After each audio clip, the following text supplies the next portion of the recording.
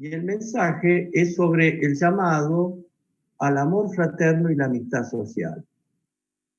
No siempre uno explica qué es una encíclica. Esa palabra quiere decir una circular, una carta. Viene del griego, enkyklos, que quiere decir justamente circular, carta, o kyklos, que es círculo. Y ahí viene biciclo, bicicleta, y triciclo, triciclo, ¿no? Entonces, esta encíclica social intenta dar respuesta a algunos interrogantes como son los grandes ideales de la hermandad entre las personas y la amistad social. Porque fraternidad quiere decir esto. Fraternidad viene de frater, que quiere decir hermano o hermana. Pero a la vez podemos percibir caminos concretos para ir recorriendo la construcción de un mundo más justo y justamente fraterno, hermano, en nuestras relaciones de cada día, en la vida social, en la vida política, en las instituciones. Y el Papa dice que esta encíclica, esta carta, la hace estimulado por un documento que firmó con el gran imán de Al-Azhar, eso queda en Egipto. El imán es el jerarca del islamismo, que es una de las 3 religiones monoteístas junto con el judaísmo, y lo hizo en febrero del 2019. Él se siente inspirado en ese encuentro, dice el Papa. Y también dice que se inspira en la fraternidad universal con Francisco de Asís, del cual él toma el nombre de papado, por eso él se puso el nombre de Francisco como papa. Y también por otros hermanos no católicos, como Martin Luther King, ustedes conocen que fue el líder que trabajó con los negros y murió mártir allí en Norteamérica. Está inspirado también por Desmond Tutu, que es un obispo de Sudáfrica anglicano, es decir, una religión cristiana no católica. Fue Nobel de la Paz en 1984 y que luchó por esta enorme diferencia que había en Sudáfrica entre los blancos y los negros. Y también por el Mahatma Gandhi, que es un líder religioso y político de la India. Pero recuerda también en forma especial a otra persona que a él lo hizo ver lo que es la profundidad de la fe y la experiencia de Dios aún en el abandono. Y este fue un misionero del desierto, y fue Carlos de Foucault. Él fue abandonado en lo profundo del desierto africano, donde experimentó que solo identificándose con los últimos, con los pequeños, podía llegar a ser hermano de todos. Entonces el Papa desea en esta reflexión que Dios inspire ese sueño en cada uno de nosotros. Que a través de esta carta también nosotros soñemos con una fraternidad, es decir, con una hermandad entre muchos, entre todos, que sería lo ideal. Les comparto primero algunas claves o ejes fundamentales del documento. Uno de los ejes es el dinamismo universal del amor, podríamos llamar una humanidad samaritana. Otro eje es la relación entre lo local y lo universal. Otro podría ser la arquitectura y la artesanía del encuentro. Un cuarto eje podría ser la dignidad de cada ser humano más allá de las circunstancias. Ahí entra todo el tema de los derechos humanos y la reconciliación. Un quinto eje es la necesidad de una sana política, la promoción humana a través del trabajo. Y un sexto eje, a mi modo de ver, el destino común de los bienes. Como cuestión general, en el pensamiento de Francisco, él ha leído mucho, es un hombre muy lector y formado, y uno de los filósofos y antropólogos que ha leído es a Paul Ricoeur, que es un francés, y Paul Ricoeur habla del diálogo con Dios, con la naturaleza y con los hermanos. Estas 3 cosas, diálogo con Dios, con la naturaleza y con los hermanos. Coincidentemente, el Papa escribe 3 encíclicas. La primera es Lumen Fidei, es decir, la luz de la fe, es el diálogo con Dios desde la fe. La segunda es Laudato Si, que escribió en el 2015, el diálogo con la naturaleza y los descartados.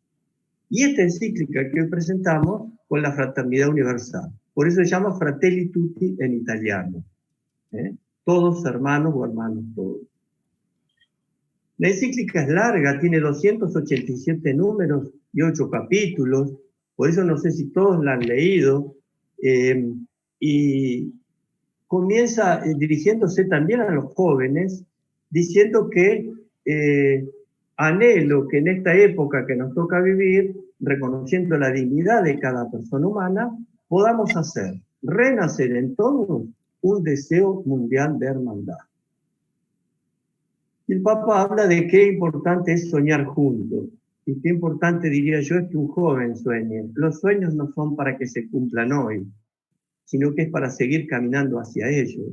Y el Papa dice, solos se corre el riesgo de tener espejismos, en los que ves lo que no hay. Los sueños se construyen juntos. Qué importante es esto para ustedes que a veces están en un grupo, están en una militancia, están en una comunidad. Entonces esto es muy importante. Comienza haciendo un diagnóstico, Francisco, y habla de las sombras del mundo. ¿Qué es un diagnóstico? Un diagnóstico es dividir para conocer. Entonces, él habla de lo que pasa en un mundo que tiene sombras, oscuridad, que está cerrado, al cual le propone abrir el corazón.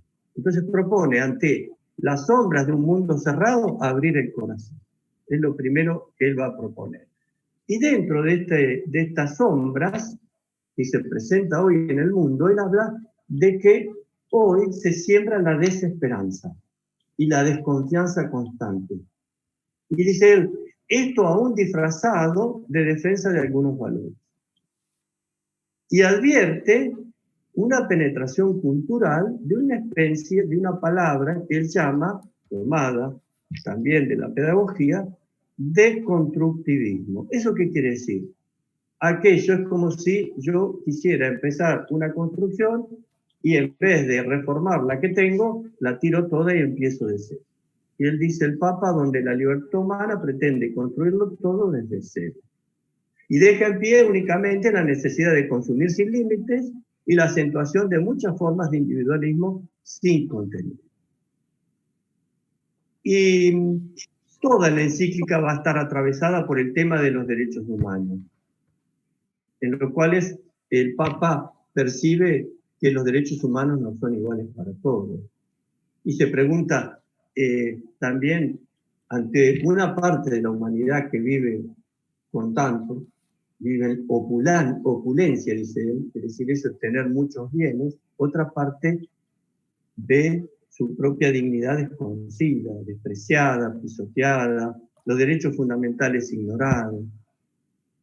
Y se hace una pregunta, ¿qué dice esto acerca de la igualdad de derechos fundada en la misma dignidad humana? Y esto es importante, porque la dignidad humana es una de las palabras que más usa el Papa, dignidad en el sitio.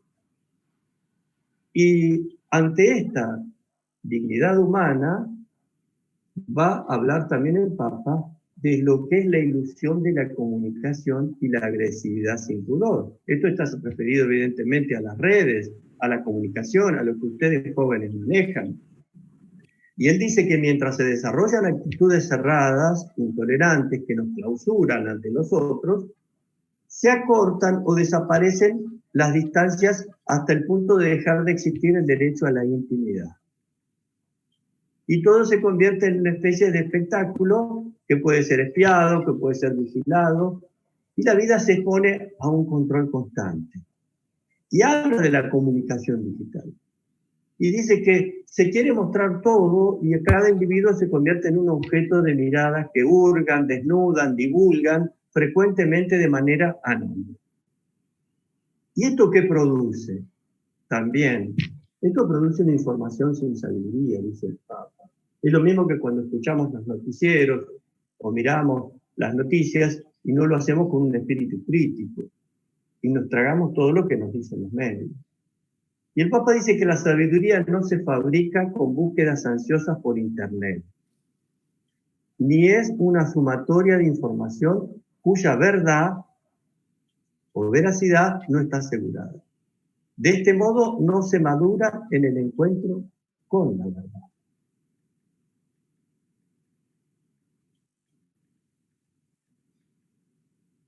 Y la libertad es una ilusión entonces que nos venden y que se confunde con la libertad de navegar frente a una pantalla. Y el problema es el camino de la fraternidad solo puede ser recorrido desde la libertad, dice el Papa, desde los espíritus libres, dispuestos a encuentros reales. Y por eso lo que invita el Papa ante esta falsa sabiduría es a la esperanza, a no perder la esperanza. Y esta esperanza, va a decir el Papa, tiene una nota, es una esperanza audaz. La esperanza que nos habla de una realidad que está enraizada en lo profundo del ser humano. Pero independientemente de las circunstancias concretas, de las condiciones en las cuales viva esa persona. Nos habla de una sed, de una aspiración, de un deseo de plenitud, dice el Papa, de un querer tocar lo grande, ¿sí? Lo que llena el corazón, lo que eleva el espíritu hacia las cosas mayores, como son la verdad, la bondad, la belleza, la justicia, el amor. Y la esperanza audaz, dice el Papa, sabe mirar más allá de la comodidad personal, de las pequeñas seguridades y compensaciones que estrechan el horizonte. Y todo el capítulo segundo, lo dedica a una parábola que trae el Evangelio, que se llama el buen samaritano. Este hombre es un extranjero que al ver un herido tirado, lo asiste. Mientras dos personajes que eran muy religiosos, uno era un sacerdote y otro era uno dedicado al culto de los judíos, un levita, pasan de largo y no lo tocan. Pero este extranjero se hace cargo. Yo recomiendo leer todo este capítulo segundo porque es una lectura espiritual que vale la pena hacerlo. Y paso ahora a detenerme en algunos pasajes de algunos capítulos, presentando el tercero, que es este deseo del mundo abierto, el amor universal, como decía el Papa, y se refiere a que nosotros estamos realmente hechos para compartir, para encontrar la plenitud junto con otros. Y esto se llama fraternidad. Pero dentro de esta fraternidad el Papa denuncia que también hay gestos que no comparten esta fraternidad en la sociedad, como son los que él llama exiliados ocultos. Y él ahí pone el ejemplo a los discapacitados. Él dice que los exiliados ocultos, que son tratados como cuerpos extraños en la sociedad, son muchas personas con discapacidad que sienten que existen sin pertenecer y sin participar. Yo acá agregaría que, por ejemplo, en nuestro país están dadas todas las leyes sobre discapacidad, pero no se cumplen. Ese es el problema. Y por eso el Papa, siguiendo este tema de la fraternidad, nos propone también el tema de la libertad y la igualdad. Y se hace una pregunta, dice, ¿qué ocurre sin esta fraternidad cultivada conscientemente, sin una voluntad política de fraternidad, es decir, de relaciones humanas, traducida en una educación para la fraternidad? ¿Cómo nos educamos para compartir y sentirnos hermanos de los demás aunque pensemos distintos? Para esto es fundamental el diálogo y el descubrimiento de que el otro también es alguien que debo respetar y puede enriquecerme. Esto es muy importante, porque me ayuda a cultivar en la educación, en el sistema pedagógico, este deseo de fraternidad y de respeto hacia el otro. Y dice el Papa que hay un reconocimiento básico, esencial para caminar hacia la amistad social y la fraternidad universal, que es el tema de esta carta, ¿no?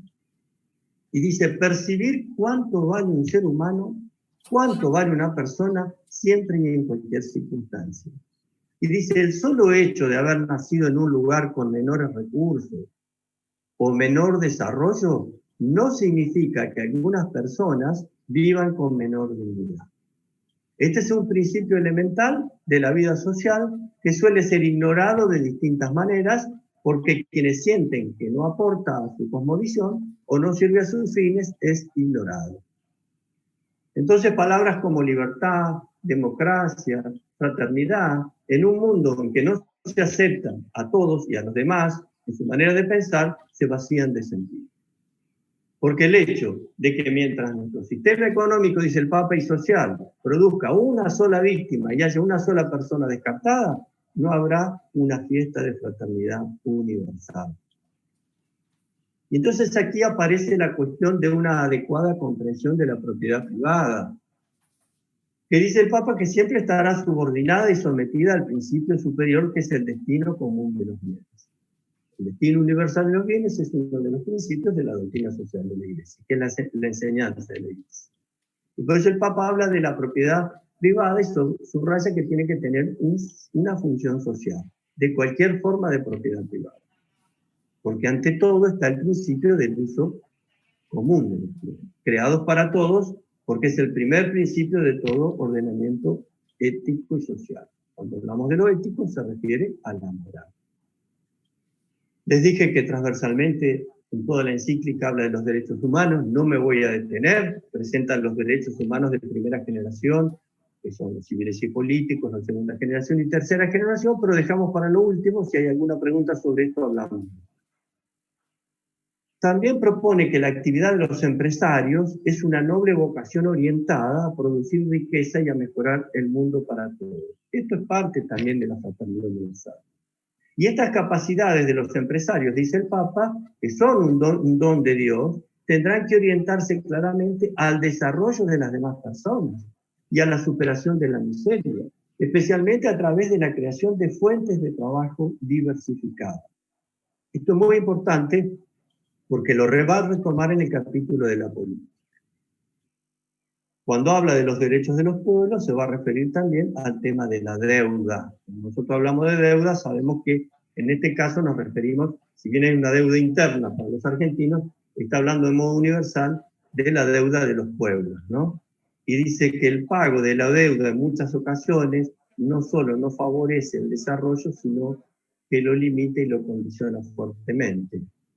Ustedes saben que hay países que están en vías de desarrollo, que no son una potencia, que deben a otros países que son muy potentes, y esto se llama la deuda externa. ¿Sí? Evidentemente, dice el Papa, es una deuda legítimamente adquirida que debe ser pagada esta deuda, pero el modo de cumplir este deber es que muchos países pobres tienen con los países ricos, no debe llegar a comprometer su subsistencia y su crecimiento.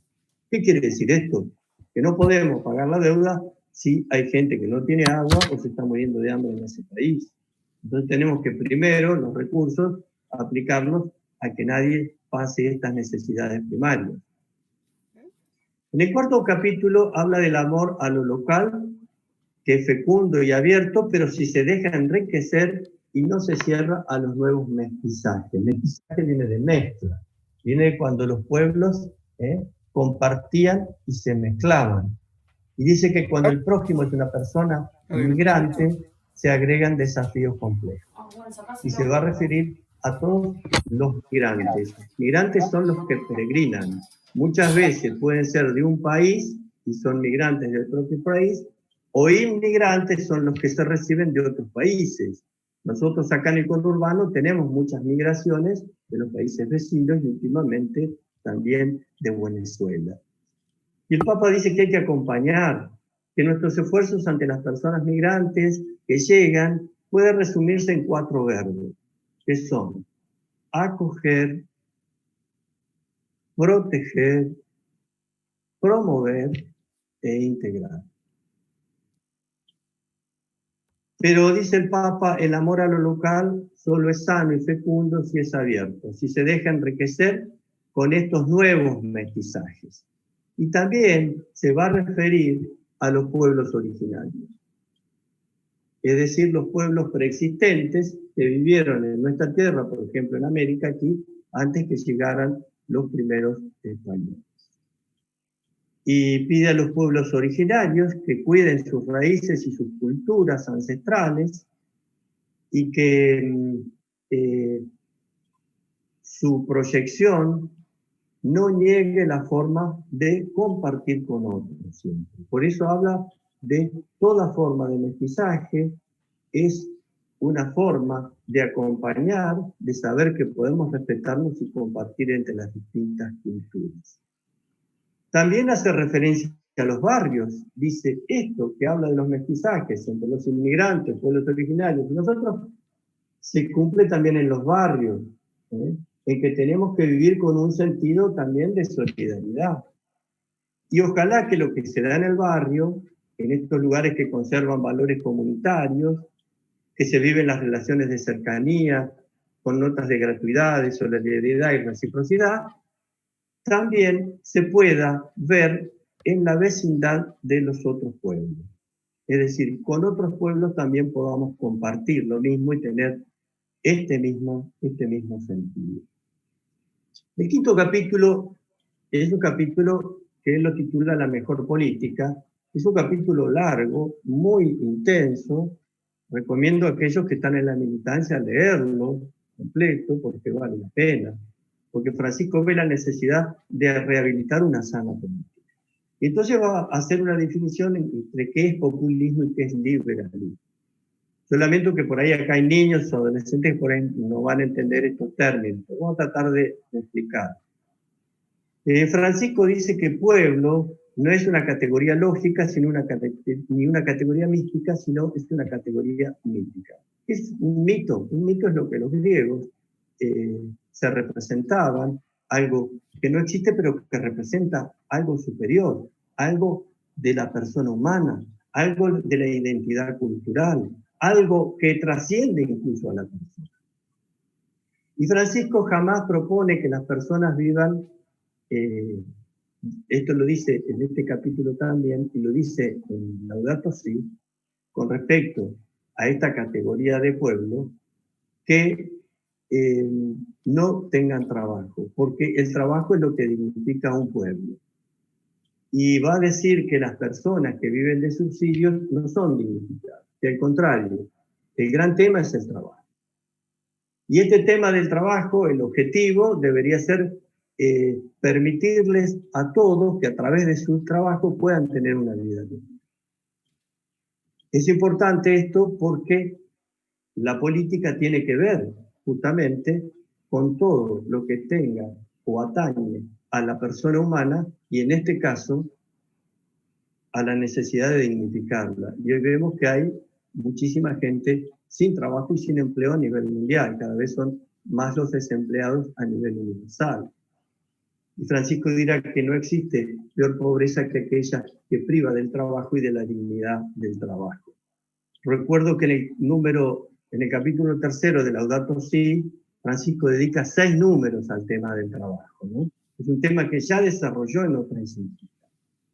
Pero también junto con el tema de la palabra populismo, que se toma muchas veces en forma hoy ya común y muchas veces errónea, Francisco habla de la categoría de pueblo, que incorpora una valoración positiva de los lazos comunitarios y culturales.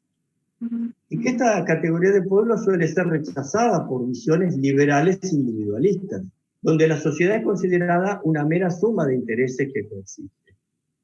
Por eso critica, como lo hizo en Laudato Si, este tipo de sociedad solamente tecnológico-científico, al cual le llama él el paradigma tecnocrático, que no significa que solo intentando controlar los excesos podremos estar asegurados, porque el mayor peligro no reside en las cosas, en las realidades materiales, en las organizaciones, sino en el modo como las personas utilizan esas cosas. Y utilizan a veces a las mismas personas. Por eso hay visiones liberales que ignoran este factor de la fragilidad humana. Y entonces se va a referir al liberalismo diciendo que el mercado solo no resuelve todo, aunque una vez nos quieren hacer creer este dogma de fe neoliberal. Y explica que el neoliberalismo, esta corriente de pensamiento, se reproduce a sí mismo acudiendo al magnífico derrame o goteo. Esto es lo que es en economía, aquello que hay que producir los que tienen mucho, y cuando caiga algo les llegará a los pobres. Y dice el Papa, este parece que es el único camino para resolver los problemas sociales. Por eso hace una condena justamente al neoliberalismo y retoma fuertemente la categoría de pueblo. Dice también que en la política hay lugar para amar con ternura. Y esto es importante porque acá el Papa va a hacer una definición de qué es la ternura. El Papa dirá que es el amor que se hace cercano y concreto. Es un movimiento que procede del corazón y llega a los ojos, a los oídos y a las manos. La ternura es el camino que han recorrido los hombres y las mujeres más valientes y fuertes. Y entonces se hace una pregunta que se tienen que hacer los que son políticos, trabajan en política, militantes políticos, pero también nosotros, los que somos dirigentes, seamos religiosos, seamos dirigentes sociales, de la sociedad de fomento, del barrio, dirigentes juveniles. Y entonces la pregunta que dice el Papa, no será esta pregunta cuántos me aprobaron, o cuántos me votaron, o cuántos me aplaudieron. Las preguntas que hay que hacerse son dolorosas, dice el Papa, y son estas. ¿Cuánto amor puse en mi trabajo? ¿En qué hice avanzar al pueblo? ¿Qué marca dejé en la vida de la sociedad? ¿Qué lazos reales construí? ¿Qué fuerzas positivas desaté? ¿Cuánta paz social sembré? ¿Qué provoqué en el lugar que se me encomendó, en la misión que se me dio? Y creo que son preguntas muy fuertes que son para la reflexión. Y por eso, en el capítulo 6, Francisco va a centrarse en el diálogo y la amistad social. Va a hablar de los consensos y de la nueva cultura. Y la nueva cultura y el diálogo implica acercarse, expresarse, escucharse, mirarse, conocerse, tratar de comprenderse, buscar puntos de contacto. Todo eso se resume en el verbo, dice el Papa, dialogar. Y esto nos cuesta a veces también en la familia, ¿no? Esto lo agrego yo, no lo dice el Papa en este momento, lo he dicho en otros lugares. Nos cuesta el diálogo en la familia, nos cuesta saber escuchar. Y la falta de diálogo, dice el Papa, implica que ninguno en los distintos sectores está preocupado por el bien común. Entonces, cuando falta el diálogo, es que yo no me quiero ocupar del bien común, sino por la adquisición de beneficios personales, o que otorga el poder, o en mejor de los casos, por imponer mi forma de pensar.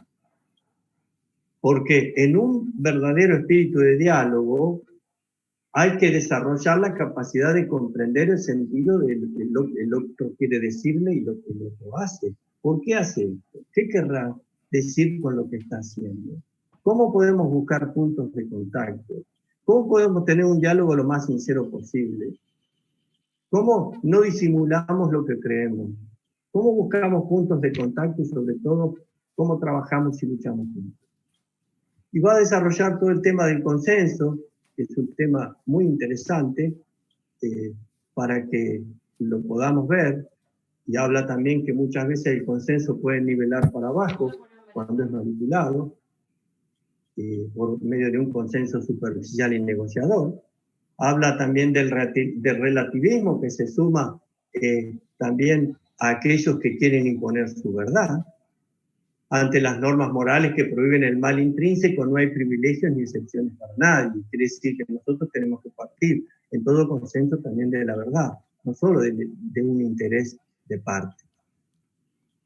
Y el Papa dice que hay tres cosas que son fundamentales para la ética social, es decir, la convivencia social según las normas realmente fraternas. Y dice estas tres cosas. Gracias al diálogo y al consenso vemos que estos valores básicos están más allá de todo consenso. Los reconocemos como valores trascendentes a nuestros contextos y nunca negociables. ¿Y cuáles son? Son la convivencia social, el consenso y la realidad de una verdad objetiva. Dice que estas tres cosas pueden unirse armoniosamente cuando a través del diálogo las personas se atreven a llegar hasta el fondo de la cuestión. La conveniencia social, el consenso y la realidad de una verdad objetiva. El consenso solo nos podemos equivocar. Propone estas tres cosas. Y habla el Papa en este capítulo de la cultura del encuentro. El Papa es una cosa que la tiene muy arraigada, esta cultura del encuentro, y que realmente lo ha desarrollado en distintos momentos de este pontificado suyo, de su magisterio, de su enseñanza. Dice que cultura del encuentro significa como pueblo algo que nos apasiona y que encontramos porque buscamos puntos de contacto, Cultura del encuentro es tender puentes, es proyectar algo que incluya a todos, y que el sujeto de esta cultura del encuentro es el pueblo. No es un sector de la sociedad que busca pacificar al resto con recursos profesionales inmediatos, porque la paz social es trabajosa y artesanal. Quiere decir que hay que poner el pueblo en el criollo. Y esta paz sería superficial y frágil si no es fruto de la cultura del encuentro que existe. Porque dice el Papa, aquello que venimos repitiendo nosotros hace mucho, cuando decíamos que no solo hay que incluir, sino integrar. El Papa acá dice, integrar a los diferentes es mucho más difícil y lento, aunque es la garantía de una paz real y sólida. Y lo que vale es generar procesos de encuentro. El encuentro no es circunstancial, es un proceso, procesos que contribuyan y construyan un pueblo que sabe recoger las diferencias. Por eso el Papa va a hablar de que no solo hace falta un pacto social realista, sino inclusivo, sino también que este pacto tiene que ser cultural. Nosotros esto lo planteamos en el 2018 en Mar del Plata. El pacto no puede ser social solamente, sino cultural, es decir, comprender a los otros, respetar y asumir la diversidad de lo que piensan los demás, las demás culturas o los estilos de vida que coexisten en la sociedad. Esto es muy importante.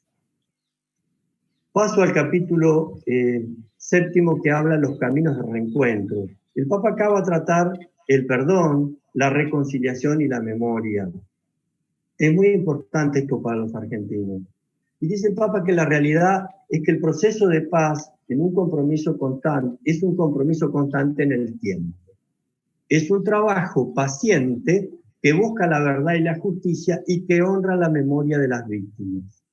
Que se abre paso a paso a una esperanza común más fuerte que la venganza. La verdad, dice el Papa, es una compañera inseparable de la justicia y de la misericordia. Verdad es contar a las familias desgarradas por el dolor lo que ha ocurrido con sus parientes desaparecidos. Verdad es confesar qué pasó con los menores de edad reclutados por los actores violentos. Verdad es reconocer el dolor de las mujeres víctimas de violencia y de abuso. Cada violencia cometida, dice el Papa, contra un ser humano es una herida en la carne de la humanidad. Cada muerte violenta nos disminuye a nosotros como personas. Y frecuentemente se ha ofendido a los últimos de la sociedad con generalizaciones injustas. Por ejemplo, decir todos los pibes son chorros porque usan gorra, pero digo yo.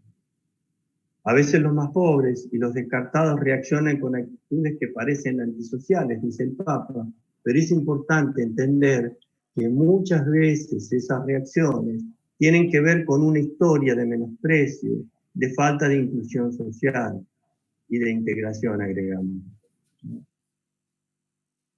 Por eso el Papa recurre a que es necesario reconocer en la propia vida cuáles son los juicios duros que nosotros también tenemos en nuestro corazón. Porque también nosotros a veces tenemos intenciones de bronca, tenemos pensamientos de venganza, incluso a veces podemos generar odio entre nosotros.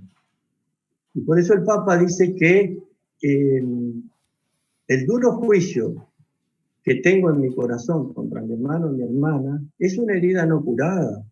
Y ese mal no perdonado, ese rencor que solo me hará daño, es un pedazo de guerra que llevo dentro. Es un fuego en el corazón que hay que apagar para que no se convierta en un incendio. Y ante esto, habla de la memoria. ¿Se acuerdan que mucha gente dice, padre, yo perdono, pero no olvido, ¿no? Ese dicho. Y el Papa va a decir acerca de la memoria. A quien sufrió mucho de manera injusta y cruel, no se le debe exigir una especie de perdón social. La reconciliación es un hecho personal y nadie puede imponerla al conjunto de una sociedad, aun cuando deba promulgar. Por eso, no es posible decretar una reconciliación general, dice Francisco, pretendiendo cerrar por decreto las heridas o cubrir las injusticias con un manto de olvido. ¿Quién, se pregunta, quién se puede arrogar el derecho de perdonar en nombre de los demás? En todo caso, lo que jamás se debe proponer es el olvido. Por eso dice, tampoco deben olvidarse las persecuciones, el tráfico de esclavos, las matanzas étnicas que ocurrieron y ocurren en diversos países, y tantos otros hechos históricos que nos avergüenzan como seres humanos. Deben ser recordados siempre, una y otra vez, sin cansarnos ni anestesiarnos. Pero expresa un grito el Papa. ¿Cómo? ¿Grita Francisco? Sí, parece pegar un grito y dice, no, por Dios, nunca se avanza sin memoria, no se evoluciona sin una memoria íntegra y luminosa.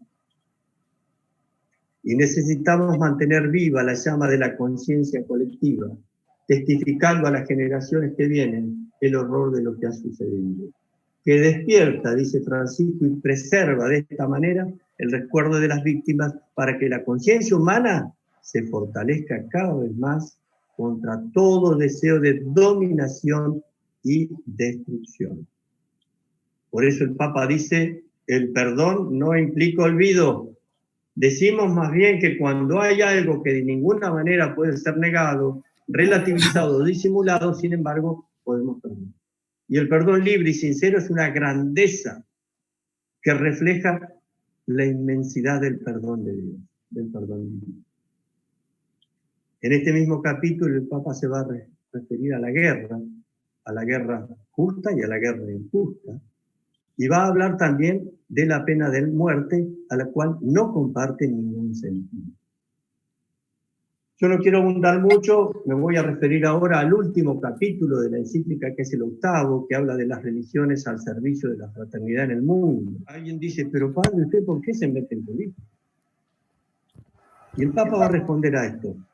Es verdad que los ministros religiosos no deben hacer política partidaria, propia de los laicos. Los laicos son ustedes, que no son religiosos, sacerdotes consagrados. Pero ni siquiera ellos pueden renunciar a la dimensión política de la existencia. Quiere decir que nosotros, los que somos religiosos consagrados, vivimos dentro de un pueblo y de un mundo, y de una existencia y de una realidad, que implica, dice el Papa, una constante atención al bien común y a la preocupación por el desarrollo humano integral. La Iglesia tiene un papel público, dice el Papa, que no se agota en sus actividades de asistencia y educación, sino que procura la promoción del hombre y la fraternidad universal. Por eso dice él que de esta manera, en nuestra experiencia de fe y de la sabiduría que ha ido amasándose a lo largo de los siglos, aprendiendo también de nuestras muchas debilidades y caídas, los creyentes de las distintas religiones sabemos que hacer presente a Dios es un bien para nuestras sociedades. Y dice que la privación de la libertad de conciencia y de la libertad religiosa es como una herida que deja a la humanidad radicalmente empobrecida y privada de esperanza. Además, la Iglesia valora la acción de Dios en las distintas religiones, en las demás religiones, y no rechaza nada de lo que en estas religiones hay de santo y de verdadero. Para muchos que somos cristianos, este camino de fraternidad tiene mucho que ver con la figura de la mujer, y en este caso de la madre. Y el Papa se refiere especialmente a la Madre de Jesús, a María, y dice que ella recibió ante la cruz la maternidad universal. Y esta maternidad universal no está atenta solo a Jesús, sino también a todos los descendientes del género humano. Comenzamos con el Papa diciéndole a los jóvenes que había que soñar, ¿se acuerdan? Y el soñar es un soñar juntos, dice el Papa. Y este soñar juntos no se da ya, sino que hay que lograrlo y caminarlo, porque es futuro. Y entonces dice el Papa lo siguiente: soñemos con una única humanidad, como caminantes de la misma carne humana, como hijas e hijos de esta misma tierra que nos cobija a todos, cada uno con la riqueza de su fe o de sus convicciones, cada uno y cada una con su propia voz, pero todos hermanos. Para terminar, diría que Francisco ha propuesto de una manera muy clara su pensamiento social también en este encíclica, y que queda a toda la Iglesia y a todas las personas de buena voluntad la tarea de favorecer una adecuada y entusiasmada recepción. Porque el Papa esta encíclica la dirige a todas las personas. Y al mismo tiempo contrarrestar las infaltables manipulaciones e intentos de sabotaje que caracterizan a ciertos sectores en contra del Papa. Léase también los medios de comunicación, cuando se ven perjudicados en sus intereses económicos o ideológicos, porque el Papa hace denuncias fuertes, y entonces lo critican.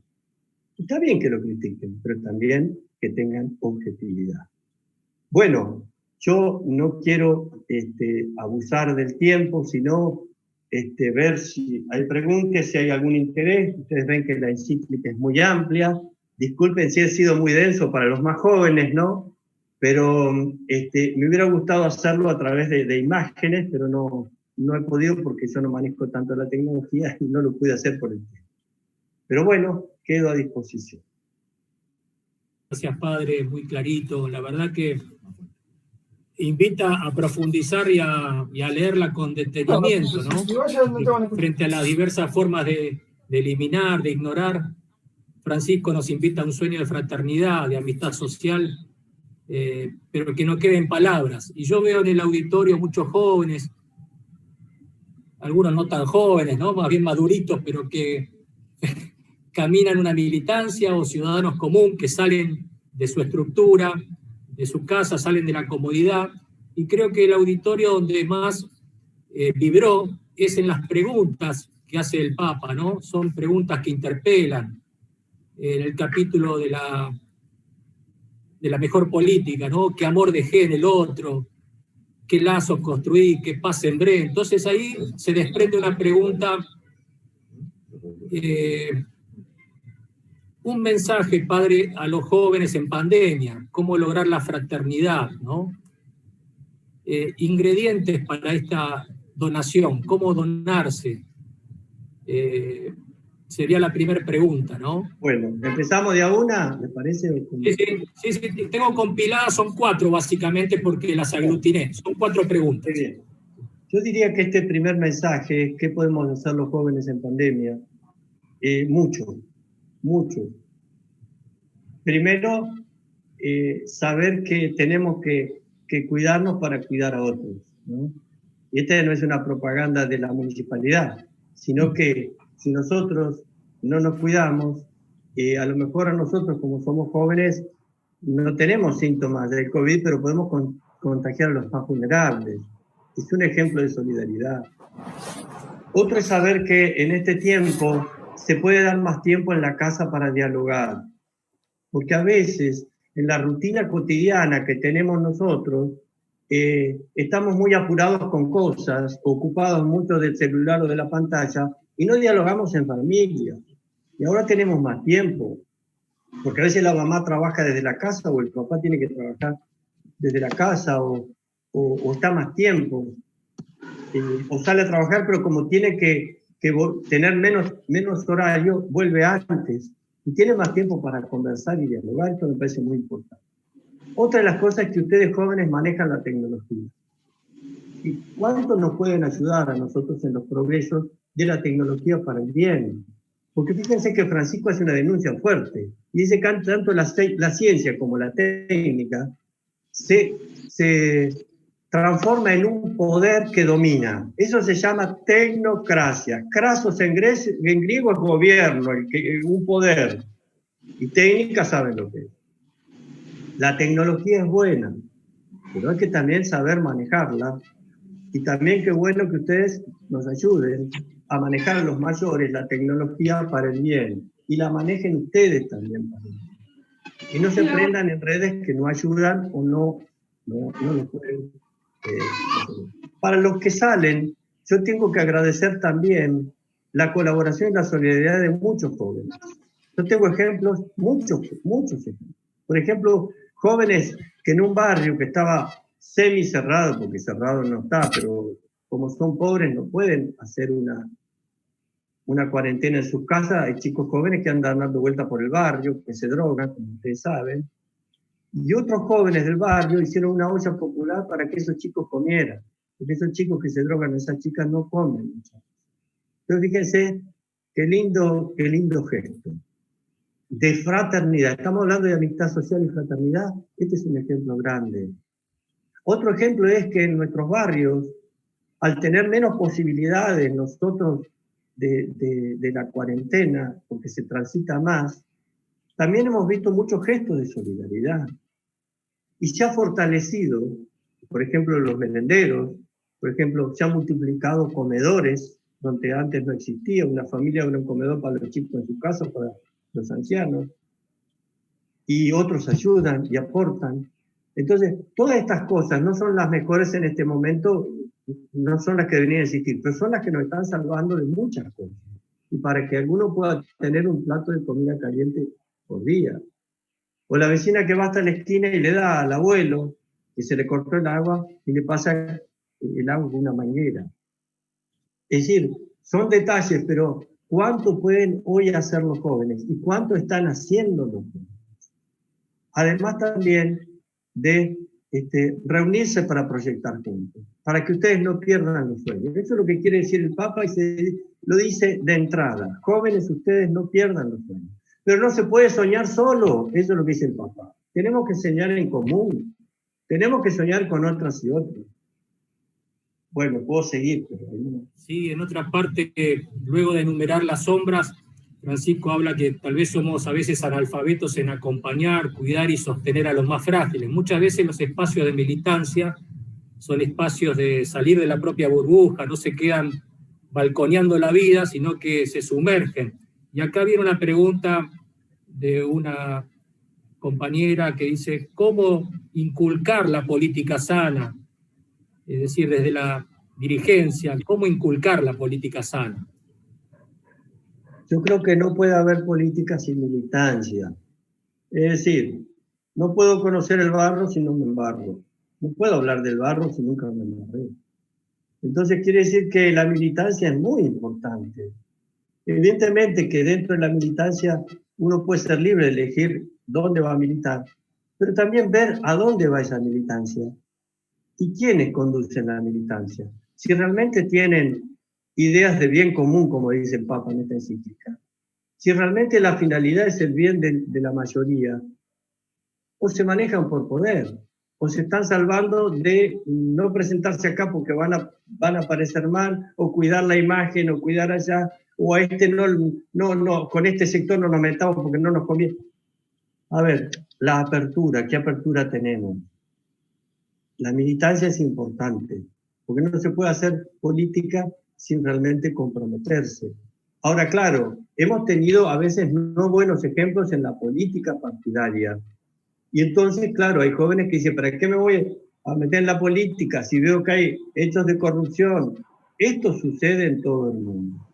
Corrupción hay en todo el mundo. No estamos diciendo que esto esté bien.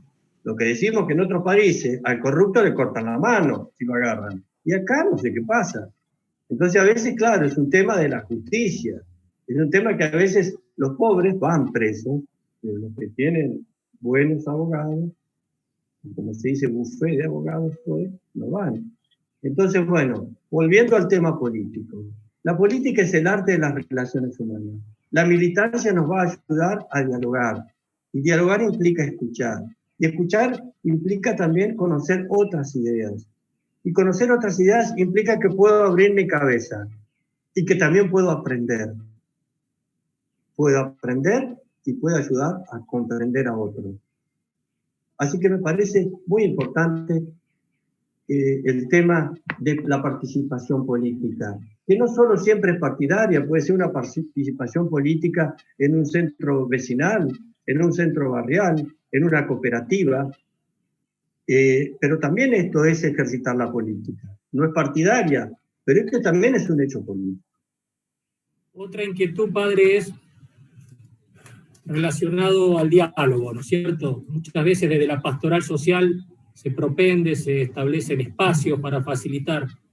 La pregunta es, ¿qué ingredientes tiene que tener un diálogo para que sea sano y que produzca la cercanía en una sociedad, en un barrio, en el distrito? Bueno, lo primero sí, es que el diálogo no es solamente por las pantallas, ¿no? también hay un diálogo genuino que tiene que ser presencial. La esencia del diálogo es presencial, porque yo puedo ver la reacción del otro, puedo ver si se emociona o no, y detrás de una pantalla no lo sé. Entonces, qué importante que el diálogo también tenga cercanía, es un primer condimento del diálogo. Primero el encuentro, si yo no me encuentro no puedo dialogar. Y el diálogo tiene que ser cercano. Evidentemente que hoy estamos hablando de cercanía no porque estemos pegados con la distancia que tenemos que tener por la cuarentena, pero se puede dialogar. Entonces, para dialogar uno de los ingredientes también es saber escuchar. Si yo no sé escuchar, lo primero que voy a hacer cuando el otro está hablando es decir lo que yo pienso, pero no voy a escuchar lo que el otro quiere decirme, porque el otro está hablando y yo estoy pensando lo que voy a contestar. Cuando mi mamá me dice algo que me está diciendo tata, yo ya estoy pensando lo que le voy a contestar. Entonces no hay diálogo. Ahí es lo que yo pienso y quiero decir solamente. El diálogo implica poder escuchar al otro e intentar entenderlo. Y si no lo entiendo, preguntar cómo entiendo. Y muchas veces, si no comparto, también cómo puedo salvar la proposición del otro. ¿Qué quiere decir eso? Quiere decir que si pienso que el otro está equivocado, ¿cómo se lo puedo proponer para hacerle ver sin herirlo de entrada? Si yo chanto una verdad en la cara de entrada, no sirve. Deja de ser verdad porque no ayuda. La verdad tiene que tener caridad, decía Benedicto en una encíclica. Caritas et veritas, ¿no? La verdad es la caridad, eso lo dice San Pablo ya. La verdad es la caridad. Yo puedo decir una verdad, pero tiene que ser con caridad, con amor. Porque si lo digo con bronca voy a lastimar, aunque sea una verdad. Otro de los pasos también del diálogo es que desde ese encuentro yo también puedo distinguir qué ayuda y qué no ayuda al diálogo. Y eso se llama discernimiento. Discernir es una palabra que viene también del griego que quiere decir dividir también para comprender, que ahí viene diagnosis y diagnóstico. Dividir para comprender. Cómo yo intento comprender al otro. Y eso es importante. Y juntos, a lo mejor, ¿qué discernimiento podemos hacer de la realidad? Esto también es malo. Ahora, dentro del diálogo, el Papa propone en la encíclica de este capítulo el tema de los consensos. Los consensos se dan cuando implica a más personas y los consensos a veces se hacen por interés, no por el bien común solamente. Por eso el Papa dice que a veces los consensos nivelan para abajo. Por eso yo creo que el tema del diálogo tiene estos elementos. El encuentro, la escucha, la cercanía, la escucha, el discernimiento y salvar la proposición del otro. Incluso cuando el otro tiene un tono de voz que es elevado y que uno piensa que está enojado, no, a lo mejor es porque está diciendo con pasión lo que dice. Es decir, con energía, pero no es que esté enojado o se enoje conmigo. Entonces, por eso el diálogo, yo decía, que es importante que sea personal, porque a veces el diálogo a través de una pantalla no puede percibir estos elementos que son muy importantes del otro, del interlocutor, del que me está hablando o escuchando. La instancia siempre tiene que contener o comprender el tema del sacrificio. ¿Y qué es el sacrificio? Que a veces a mí me va a costar militar, porque jugarme por los otros o ayudar a otros, me va a costar, tengo que poner algo de mí y a veces tengo que renunciar, incluso a lo propio, no a mis convicciones y a mis principios, pero sí para dar lugar a otros, para acompañar a otros, a veces renunciar a mi tiempo personal individual. Entonces que la militancia exige un sacrificio. El ejercicio de la militancia a veces es crucificado, hay que hacerlo con cruz. No porque nos sintamos víctimas, ¿no? Pero sí saber que implica un sacrificio la militancia. Si no, no es militancia. Si no es yo estar para hacer relaciones sociales y a ver si me puedo acomodar. Pero la militancia implica un sacrificio. Los que militan saben que a veces tienen que sacrificar tiempo de su familia, tiempo de su trabajo. a veces incluso acompañar a otros y ayudar a otros. Entonces, yo creo que esto es importante tenerlo en cuenta, que aquel que quiere ayudar a otros tiene que poner algo de sí mismo, de su persona. Aunque no tenga bienes, tiene tiempo, tiene inteligencia, tiene formación, tiene a lo mejor una educación o tiene una profesión y sí puede compartir. Me parece que es importante que dentro de la militancia sepamos que también va a haber sufrimiento, que hacer político, meterme en política, no de entrada me va a salir todo bien y voy a ser presidente de, no sé, del Consejo Deliberante de entrada. Pero sí, la militancia me va a ayudar a transformar la sociedad, que es lo que propone Francisco cuando habla de la fraternidad y la amistad social. Porque estoy trabajando por el bien común, por el bien mayor, por el bien de todos. Y esto es lo más importante, esta es la finalidad de la política. Es importante ustedes, los que ya están militando, que animen a otros y hagan estas propuestas de lo que es comprometerse en una militancia por el bien común, ¿no? Esto hay que dialogarlo, y también nosotros tenemos que sumar otros chicos y chicas que no están en nada. Pero para eso también ustedes tienen que formarse. Es importante la formación de los dirigentes. Por eso nosotros desde la Pastoral Social, no solo de la diócesis, sino también la Pastoral Social Nacional, tenemos un proyecto que se llama Nuevos Dirigentes. Y hacemos 3 o 4 encuentros anuales donde damos esta formación para jóvenes, chicas y chicos que se están formando, que tienen una militancia o que quieren militar y se están formando, porque también necesitamos en la militancia formación. Muchas gracias.